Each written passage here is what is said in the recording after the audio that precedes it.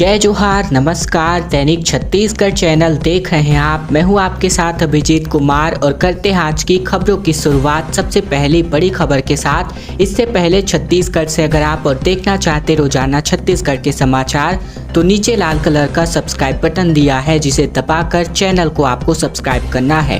पहली बड़ी खबर, 435 ग्राम पंचायतों में 668 गांवों का होगा सर्वे, 374 में पूर्ण और अब मिलेगा डिजिटल पट्टा। दरअसल जिले के ग्रामीण आबादी क्षेत्र के लोगों को भी अब डिजिटल पट्टे उपलब्ध होने वाले हैं। केंद्र सरकार ने जिले को स्वामित्व योजना में शामिल कर दिया है और केंद्र सरकार की स्वामित्व योजना वेबसाइट आंकड़ों के मुताबिक अगर हम बात करें तो कुल 435 ग्राम पंचायतों के 668 गांवों में यह सर्वे किया जाना है। 3 अक्टूबर तक की अगर मैं बात करूं तो यहां पर 374 गांवों में ड्रोन सर्वे का काम पूर्ण हो चुका है। फिलहाल 212 गांवों में सर्वे पूरा किया जाएगा।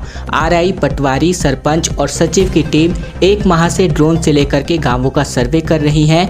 जब तक सभी गांवों का सर्वे नहीं हो जाता तब तक यह सर्वे अभियान चलाया जाएगा। इन दिनों टीम बालोद विकासखंड के ग्राम लाटाबोर, ग्राम पंचायत हीरापुर, साथ ही साथ पोंडी में ड्रोन का सर्वे किया जा रहा है। साथ ही साथ बात करें तो इस तरह का सर्वे पहली बार किया जा रहा है। गांव के घरों के ड्रोन से सर्वे में यहां पर कुछ लाभ मिलने वाले हैं। बात करें तो सर्वे कर रहे पटवारी जो साहू जी हैं, उनके मुताबिक तो पट्टा वितरण और पारदर्शिता इसकी वजह से आने वाली है। जमीनों को लेकर धोखाधड़ी के मामले घटेंगे और आवास या फिर जमीन खरीदने या फिर बेचने पर लोग जमाबंदी की तरह संबंधित क्षेत्र का ऑनलाइन डिजिटल पट्टा इसके माध्यम से देख सकते हैं। छत्तीसगढ़ को मिलेगी 2 वंदे भारत ट्रेनों की सुविधा, मई से जून में चलने लगेगी संभावना बताई जा रही है। छत्तीसगढ़ को 2 वंदे भारत ट्रेनों की सुविधा और मिलने वाली है। वंदे भारत ट्रेन के लिए बिलासपुर और छत्तीसगढ़ से लगे गोंदिया में कोचिंग डिपो में काम शुरू हो गया है। सबसे पहली ट्रेन बिलासपुर से संपर्क क्रांति रूट से दिल्ली जाएगी और दूसरी ट्रेन गोंदिया से चलकर रायपुर बिलासपुर होती हुई झारसुगुड़ा यानी ओडिशा जा सकती है। वंदे भारत ट्रेन से यात्रा करने का ये फायदा होगा कि यहाँ बिलासपुर से दिल्ली की यात्रा महज 18 घंटे लग रहे हैं, लेकिन वंदे भारत अब बिलासपुर से दिल्ली का सफर तकरीबन 14 घंटे में पूरा हो सकता है। गोंदिया से वंदे भारत चली तो यह रायपुर से सिर्फ 4 घंटे में झारसुगुड़ा तक पहुंच जाएगी। अभी इसमें 6.5 घंटे का वक्त लगता है, जिससे यात्रियों का समय बचेगा। अब लगभग साफ हो गया है कि छत्तीसगढ़ को 2 वंदे भारत ट्रेनें मिलने की स्थिति बन चुकी है, क्योंकि गोंदिया और बिलासपुर में ट्रेन केवल वंदे भारत ट्रेन के लिए 50-50 करोड़ रुपए से कोचिंग डिपो बनाने का काम शुरू हो चुका है। 1 नवंबर से शुरू होगी धान खरीदी। कलेक्टर, सीईओ समेत कई महत्वपूर्ण अधिकारियों ने केंद्रों का औचक निरीक्षण अब शुरू कर दिया है। दरअसल प्रदेश में किसानों से समर्थन मूल्य पर धान खरीदी का कार्य 1 नवंबर से शुरू किया जा रहा है। इसी कड़ी में जो कलेक्टर हैं उन्होंने साथ साथ जिला पंचायत सीईओ इनके द्वारा औचक निरीक्षण किया जा रहा है। खरीदी केंद्रों का साथ ही जायजा लिया जा रहा है और आवश्यक व्यवस्था धान खरीदी शुरू होने से पूर्व सुनिश्चित किया जा रहा है। उन्होंने नवीन धान खरीदी केंद्र ओरछा विकासखंड के कोहमकोटा और नारायणपुर विकासखंड के कोंकरढोरा और साथ ही साथ सोनपुर का निरीक्षण किया। उन्होंने समिति प्रबंधकों से किसानों के पंजीयन, बारदानों की उपलब्धता समेत चबूतरों और टोकन निर्माण व्यवस्था आदि के संबंध में जानकारी ली। उन्होंने राजस्व विभाग को समय पर किसानों के रकबा सत्यापन का कार्य शुरू कर पूर्ण किए जाने का निर्देश भी जारी किया है। इलेक्ट्रिक गाड़ियों के रिचार्ज स्टेशनों पर अब सरकार का फोकस शिफ्ट होता नजर आ रहा है। 40 और स्टेशनों को मिली है मंजूरी। रायपुर से लेकर बस्तर तक के लोग यहां पर इस्तेमाल कर रहे हैं। छत्तीसगढ़ में इलेक्ट्रिक गाड़ियों को लेकर सरकार की नई पॉलिसी में सुविधाओं को लेकर लोगों को इसके प्रति आकर्षित हो रहे हैं। प्रदेश में वर्तमान में तकरीबन 20,000 इलेक्ट्रिक व्हीकल गाड़ियां सड़कों पर दौड़ रही हैं। खास बात यह है कि इसकी खरीदी में रुचि लेने वाले लोगों में रायपुर से लेकर आदिवासी इलाके यानी कि बस्तर के लोग भी शामिल नजर आ रहे हैं। नक्सल प्रभावित सुकमा, दंतेवाड़ा, बीजापुर और नारायणपुर आदि जिलों की सड़कों पर भी अब इलेक्ट्रिक व्हीकल दौड़ रही है।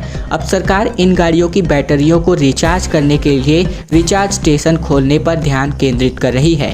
फिलहाल 5 रिचार्ज स्टेशन खोले जा चुके हैं। केंद्र सरकार की एजेंसी की मदद से क्रेडा, रायपुर सिटी, NRDA साथ ही साथ अन्य जगहों पर रिचार्ज स्टेशन खोले गए हैं। 40 और स्टेशनों को अब मंजूरी छत्तीसगढ़ सरकार ने दे दी है। वर्तमान में जहां रिचार्ज स्टेशन है वहां से लोग खुद गाड़ियों के किट खरीद कर ले जा रहे हैं, घरों में इसकी बैटरी रिचार्ज कर रहे हैं और इसे खरीदने में कोई अतिरिक्त प्रक्रिया पूरी नहीं करनी पड़ती है।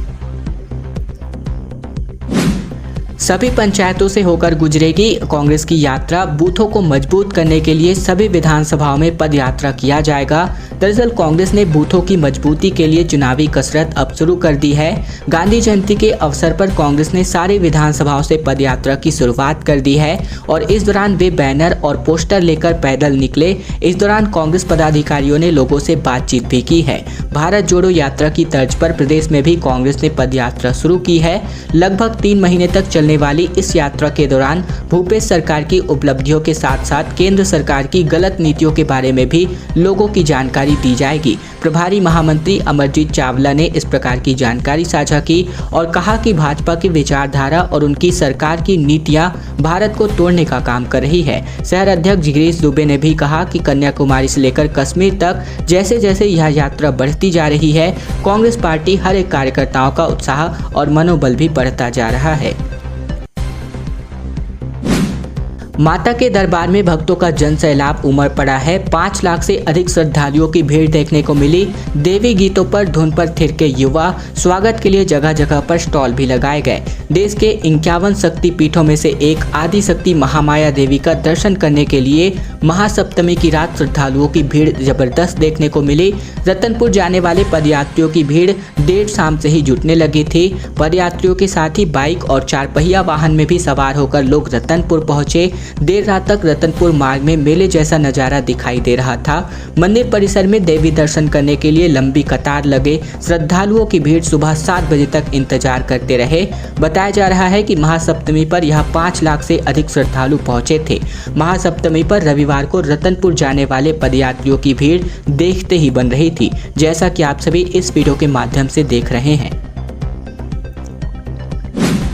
हसदेव मामले में अब आम आदमी पार्टी आमरण अनशन पर नजर आ रही है। आम आदमी पार्टी नेता लगातार आंदोलन करेंगे, बोले जबरदस्ती जंगल काटने का प्रयास हो रहा है।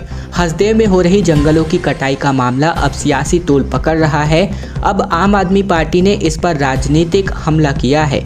आम आदमी पार्टी के नेता हसदेव मामले में एक्टिव हो गए हैं। आम आदमी पार्टी के प्रदेश अध्यक्ष कोमल हुपेंडी ने इसका ऐलान कर दिया है कि वे अब आमरण अनशन करेंगे। दरअसल वे बीते दिन रायपुर में प्रेस कॉन्फ्रेंस के जरिए नेताओं ने इसका ऐलान कर दिया है। कोमल हुपेंडी ने कहा है कि हम 5 दिनों का वक्त प्रशासन को दे रहे हैं, इसके बाद अनशन शुरू हो जाएगा। सप्ताह के अंत में मुख्यमंत्री निवास के बाहर आमरण अनशन पर बैठने की तैयारी में आम आदमी पार्टी नेता नजर आ रहे हैं। आप नेताओं ने अपने बयान में कहा है कि भाजपा कांग्रेस दोनों के नेता जनता को गुमराह करने और तोड़ने में लगे हुए हैं। भारतीय जनता पार्टी का सेवा पखवाड़ा आयोजित किया गया। आखिरी दिन में बृजमोहन अग्रवाल ने 500 सिलेंडर और चूल्हा वितरित किया। 73 रक्तदान शिविर और 732 स्थानों पर सफाई अभियान चलाया गया। भारतीय जनता पार्टी का 17 सितंबर से शुरू किया गया सेवा पखवाड़ा संपन्न हो गया। आखिरी दिन पार्टी के कार्यकर्ताओं ने प्रदेश भर में राष्ट्रपिता महात्मा गांधी और पूर्व प्रधानमंत्री लाल बहादुर शास्त्री की प्रतिमा पर माल्यार्पण कर उन्हें श्रद्धांजलि अर्पित की और विभिन्न कार्यक्रम आयोजित किए गए। पूर्व मंत्री बृजमोहन अग्रवाल ने रायपुर में सेवा पखवाड़े के अंतिम दिन 500 महिलाओं को उज्ज्वला योजना के तहत निःशुल्क सिलेंडर और साथ ही साथ चूल्हा प्रदान किया। उल्लेखनीय है कि इस कार्यक्रम में भाजपा प्रदेश अध्यक्ष अरुण साव ने मोदी जी के स्वदेश निर्मित वस्तुओं के उत्पादन को बढ़ावा देने के आह्वान के परिणाम स्वरूप इस समय त्योहारों में करोड़ों रुपए के आयातित उत्पादों की जगह स्थानीय उत्पाद का उपयोग किया गया है, जिससे छोटे कुटीर उद्योग चलाने वाले जो भी कारीगर हैं उनको सीधा फायदा हुआ।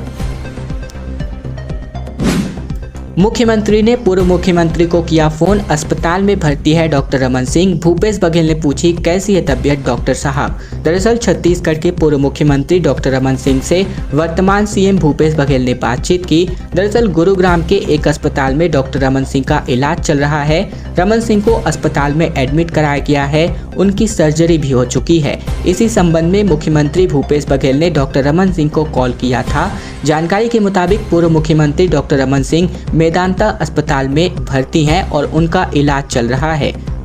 इसी कड़ी में पैर की एक छोटी सर्जरी के लिए वो 3 दिन पहले ही दिल्ली गए थे। डॉक्टर रमन सिंह को लंबे समय से दर्द की शिकायत थी और ऐसे में डॉक्टर्स ने इसी वजह से सर्जरी की सलाह डॉक्टर रमन सिंह को दी थी। और ऐसे में मुख्यमंत्री ने बीती शाम को पूर्व मुख्यमंत्री को फ़ोन कॉल करके जरिए डॉक्टर रमन सिंह का हाल चाल जाना है। बड़े शहरों पर ही नहीं बल्कि कस्बों में भी अब गरबा की धूम नजर आ रही है। क्वींस क्लब ने भव्य गरबा पंडाल सजाया। आकर्षक परिधानों में सैकड़ों युवा थिरकते हुए नजर आए। नवरात्रि पर भव्य गरबा पंडालों में थिरकते हुए सैकड़ों युवाओं की टोली अब सिर्फ बड़े शहरों की ही बात नहीं रह गई है। छत्तीसगढ़ के कस्बों तक में भव्य गरबा पंडाल अब सजने लगे हैं। ऐसे ही छत्तीसगढ़ के एक छोटे से कस्बे में भी नवरात्र के अवसर पर गरबा की धूम मची हुई है। बात करें, लोग माता की भक्ति के साथ साथ गरबे का आनंद लेने में तल्लीन है। बात करें तो क्वींस क्लब की महिलाओं ने भी हर वर्ष की तरह इस साल भी गरबा एवं डांडिया का आयोजन किया है। भव्य और आकर्षक पंडाल भी सजाया गया है। गरबा नृत्य के लिए भव्य और आकर्षक पंडाल के मुताबिक यहाँ पर आप वीडियो के माध्यम से भी देख रहे हैं। कोविड के कारण पिछले 2 वर्षों से नवरात्र में गरबा का आयोजन नहीं किया गया था, लेकिन इस वर्ष सभी प्रतिबंध हटने के बाद एक बार फिर से इस साल 2 दिनों तक गरबे का आयोजन किया गया है। बिलासपुर इंदौर फ्लाइट शुरू होने के साथ ही अब इस पर श्रेय लेने की होड़ मच चुकी है भाजपा और कांग्रेस के साथ। दरअसल एयरपोर्ट पर जुड़े कांग्रेस भाजपा नेताओं के बीच तकरार हो गई। बिलासपुर इंदौर हवाई सेवा के शुभारंभ कार्यक्रम में कांग्रेस की संसदीय सचिव ने ट्रेन बंदी के मुद्दे पर केंद्र सरकार को घेरने की कोशिश की। इंदौर से भाजपा सांसद शंकर लालवानी ने इस पर ऐतराज जताया। उन्होंने कहा कि यह उड्डयन विभाग का कार्यक्रम है, इसमें रेलवे का विषय मत लाइए। उन्होंने केंद्रीय मंत्री की तस्वीर नहीं लगाने पर सवाल उठाए। जवाब में मुख्यमंत्री भूपेश बघेल ने कहा कि कार्यक्रम बिलासपुर में हो रहा है और वहां आपके केंद्रीय मंत्री की तस्वीर लगी है। मैं सीएम हाउस से उसी तरह जुड़ा हुआ हूं जिस तरह केंद्रीय मंत्री दिल्ली से शामिल हुए हैं। उन्होंने कहा कि ऐसी बातें नहीं होनी चाहिए।